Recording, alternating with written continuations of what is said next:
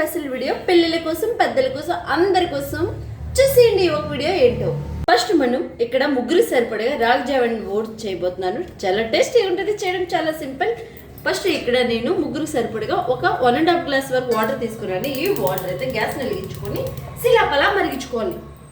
గిన్నెలో ఈ 100 గ్రాముల వరకు నీళ్ళని తీసుకోండి. నీళ్ళు తీసుకున్న తర్వాత అదే సోడి పిండి, దీన్ని ఏమంటారు రాగి పిండి ఎక్కువగా అంటారు కదా. ఇలా 2 స్పూన్స్ ఫుల్గా రాగి పిండిని తీసుకొని వాటర్లో వేసి కలిసేదాకా మంచిగా వాటర్లో కలిసేదాకా కలుపుకోండి. వాటర్ చూసారా, ఇలా సిలాపల అయితే కంపల్సరీ మరగాలి. ఇందులో తగినంత రుచికి సరిపడగా సాల్ట్ని కూడా యాడ్ చేసేయండి.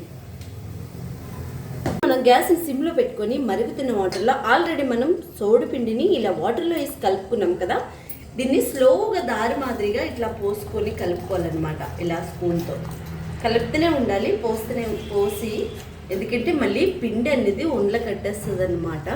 ఇది మినిమం 15 నిమిషాలు ఇది సిమ్లోనే ఉడకాలి. ఇది కూడా మంచిగా ఉడికితే ఆ టేస్ట్ అనేది చాలా బాగుంటుంది, ఉడకపోతే పచ్చివాసన వస్తుంది. పెట్టుకునే రాగి జావ అయితే చూసారా, ఇలా సిలాపల అయితే ఉడకపోవాలి. ఈ మాదిరిగా ఓట్స్ని తీసుకొని అప్పుడు మనం గ్యాస్ని ఆఫ్ చేసుకోవాలి.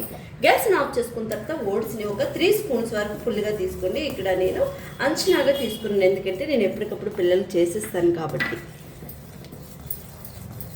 ఓట్స్ ఈ 7 జావలో వేసుకున్న తర్వాత 10 నిమిషాలు వదిలేయాలి. అది మంచిగా కుక్ అవుతుంది. అప్పుడు మనం కాస్తంత పెరుగుని తీసుకొని అసలు వాటర్ వేయకుండా ఇలా ముక్కలు లేకుండా చేసుకోవాలి. చేసుకున్న పెరుగుని కూడా ఇందులో కాస్తంత చల్లారాక గోరువెచ్చగా ఉన్నప్పుడు ఇందులో వేసి మొత్తంగా కలిపేసుకోవడమే.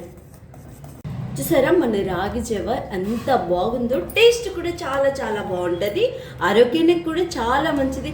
స్కూల్కి వెళ్ళే పిల్లలకైనా కాలేజ్కి వెళ్ళే పిల్లలకైనా అడవడిగా ఉన్నప్పుడు ఇలా ప్రిపేర్ చేసి ఇచ్చేయండి. బోన్స్కి రాగి జావ చాలా మంచిది. ఇక్కడి నుంచి పిల్లలకి రోజువారీ ఆహారంలో రాగి ఉన్నట్టు చూసుకోండి.